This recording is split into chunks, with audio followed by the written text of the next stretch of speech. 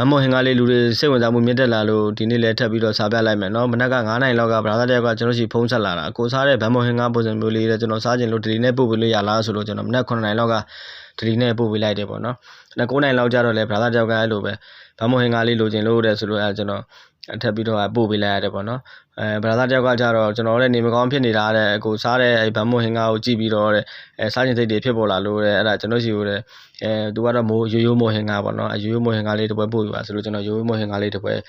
ပို့ပေးလိုက်တယ်ပေါ့ဗျာဘာဖြစ်ပြောကိုစားနေတာကိုကြည့်ပြီးတော့အဲ့လိုစားခြင်းစိတ်တွေဖြစ်ပေါ်စေတယ်ဆိုလို့ရှိရင်ပဲဒါကျွန်တော်စားကြိုးနှက်တယ်ပေါ့ဗျာနော်ကျေးဇူးလည်းတင်ပါတယ်အဲ့လိုမျိုးကြည့်ရှုပေးတဲ့အတွက်ကြောင့်မို့ကျွန်တော်အနေနဲ့လည်းပီတိဖြစ်ရတယ်ပေါ့နော်ရေများများနဲ့ဖက်နေနဲ့တောက်တက်တဲ့လူတွေအတွက်ကတော့အဆင်ပြေမှာမဟုတ်ဘူးဗျာအဆင်မပြေလို့ရှိရင်လည်းကြော်သွားကြပါလို့နော်ကျွန်တော်မေတ္တာရက်ခံပါတယ်တချို့ကြတော့လာပြီးတော့အကောင့်ထဲမှာလာဗလိန်းတာတွေရှိတယ်ပေါ့နော်ယွန်စရာကြီးတို့ဘာလို့ညာတို့အဲ့လိုမျိုးကဖက်ရက်ပြက်တွေလာရေးတာရှိပါတယ်နော်တချို့တော်တော်များများစားခြင်းစိတ်ပေါက်တဲ့စားခြင်းစရာကြီးလို့မှန်းနေတဲ့ဂျားတွေကနေပြီးတော့မှသူတို့ကအဲ့လိုမျိုးလာပြီးတော့မှန်းတဲ့ခါကျတော့တကယ်စားခြင်းတောက်ခြင်းစိတ်ရှိတဲ့လူကိုလာပြီးတော့နှောက်ယှက်တယ်လို့မျိုးဖြစ်ပါတယ်ဗျာနော်ကျွန်တော်လည်းစိတ်နှောက်ယှက်ဖြစ်ရသလိုကျွန်တော်အားပေးဝင်တဲ့သူတွေလည်းစိတ်နှောက်ယှက်ဖြစ်မှာတေးကြပဲဗျာဒါကြောင့်မလို့ကျွန်တော်